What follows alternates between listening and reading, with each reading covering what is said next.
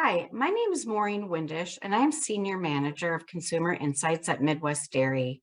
And I wanted to highlight the growth that we're seeing within the value-added milk segment. Before I jump into the trends, I just wanted to share with you some information about the consumer mindset and what consumers are thinking of when they're choosing different foods. We have some recent information from Circana. They surveyed adults and they asked adults what they were looking for more of in their diets. At the top of the list, you can see protein. 40% of consumers saying they're looking for more protein, 33% saying fiber, 24% saying whole grains, 21% saying whole foods or unprocessed foods.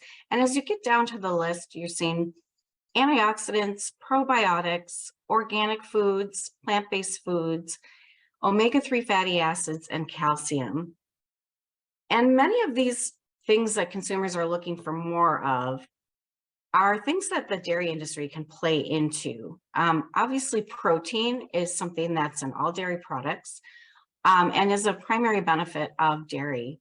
Some other things that consumers are looking for, such as antioxidants, probiotics, organic foods, omega-3 fatty acids, and calcium, are also additives or nutrients that we can see frequently in dairy products. So it's not surprising when we start to think about value-added milks that many of these things that consumers are looking for just in food in general, they're able to get out of value-added milk. So what is value-added milk? Value-added milk is an aggregate that we track from DMI. It has lactose-free and reduced products, organic products, health-enhanced products, which are ultra-filtered milk products and those that are fortified with extra nutrients such as DHA, and also pre and probiotic. And then those must be cultured in order to go into this aggregate. So we're going to take a look at the trends, the volume sales associated with the value-added milk products over time. And when we look at the volume sales, which are expressed in this chart, in the bar chart, in millions, and the percent changes, which are above, we can see that value-added milks have grown year over year. And even into this year, where we know that inflation was high and prices were high, consumers continue to spend on value-added milks and purchase more value-added milks this past year. And that's especially a strong point considering that when you compare plant-based alternative sales, which are about 30% lower than value-added milks, sales of plant-based alternatives contracted 2.6% this year after several years of growth. So when compared to the value-added milk, plant-based is really, not as big of an opportunity, is not growing like it had been in prior years. Diving in a little bit more to what is included in the plant-based alternative segment, and is there any growth in the segment? As I mentioned, it contracted 2.6%, and almond beverage is the largest share of all of the milk types in this segment, and that contracted 6.8% this past year. So that segment is driving losses.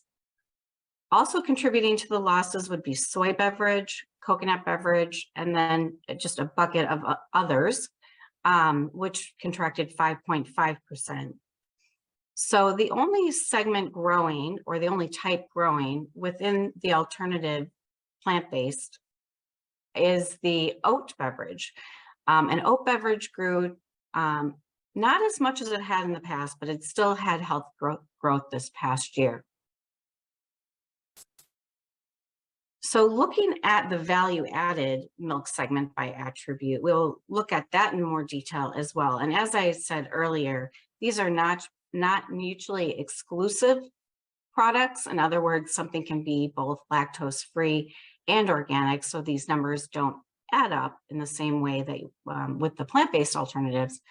But with the lactose-free, we can see that there's been year-over-year growth within lactose-free, 4.9% this past year, on top of very generous growth rates in prior years. And this is the largest attribute within the the value-added milk segment. Also, we're seeing growth within protein of 4.2%. A2 is growing, although that's a little smaller in size.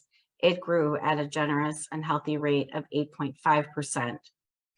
So these three milk types within the value-added milk segment are growing the whole segment. There is some contraction with the organic milk, which is not too surprising considering that organic milks are expensive in light of inflation and that consumers are pulling back on more expensive items. So,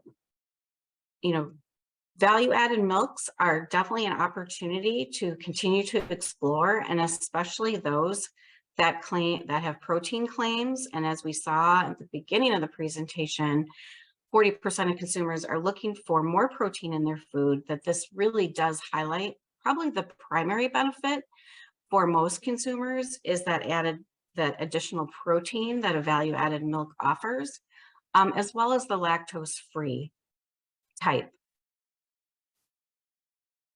So again, my name is Maureen Windisch. You can contact me for further information by this email here that you see on this page. You can also contact Martha Kemper, VP of Dairy Experience Demand, and she is another resource to you. For future webinars, be sure to sign up at our primary website at midwestdairy.com. And we look forward to seeing you and hearing from you. Thank you very much.